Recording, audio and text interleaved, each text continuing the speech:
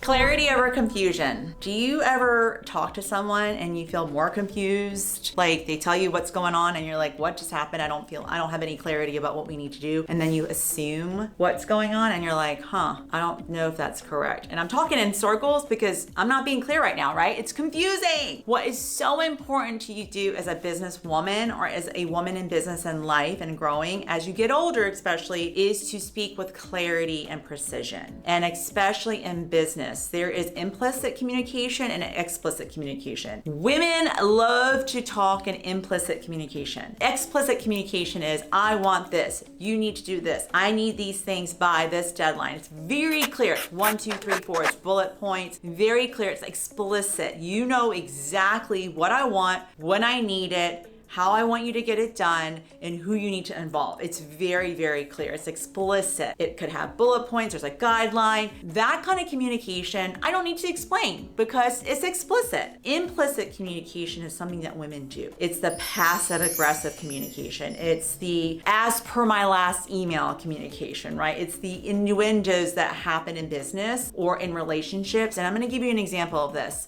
And this is really funny because I learned about this whole concept at Business Mastery 2 with Tony Robbins. And I really thought about it and applied it into my business. And we've been using this and it's been really helpful in working with other businesses like business to business or even business to client, business to direct consumer. So one of the things about implicit communication that can derail a deal, a contract in real estate or a business deal or just a relationship is assuming. Like if you don't follow up and clarify and verify, because when you say clarify and verify instead of saying I'm following up or I'm confirming, clarify and verify is letting that person know that you're confused. I have confusion about what we just ended with. So I'm calling you, I'm emailing you, I'm texting you, I'm messaging you to clarify and verify that I heard correctly. This is what's going on. So that term is something you really need to write down. Clarify and verify. I almost think it needs to be a bumper sticker. We have that all over our office now. It's on every single spreadsheet of checklists. Clarify, verify, clarify, verify. It's almost like a habit now. And it actually really helps in communication. So when the other person hears it, they don't get defensive about like, I already told you it's at da da da da da.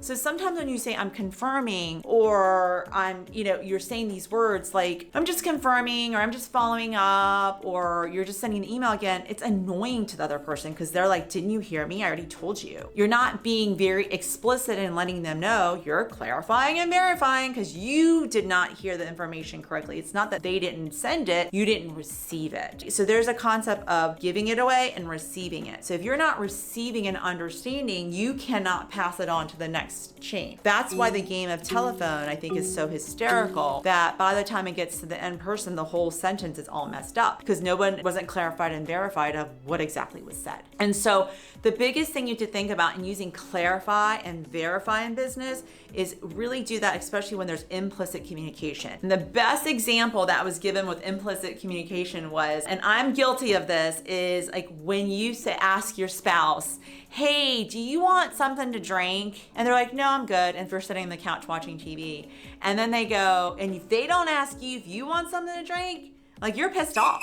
Well, not pissed off, but you're like, well, that wasn't nice. He should have reciprocated. I'm asking him so that he asks me. How many of you women are guilty of that? Because I know I am. Or even if like we're on a road trip and I'm like, do you need to use the bathroom? I'm basically saying, I need to use the bathroom. I want you to ask me that. Instead of saying, I need to use the bathroom, please stop. That's explicit. Implicit is you're basically going around about it to get the answer done.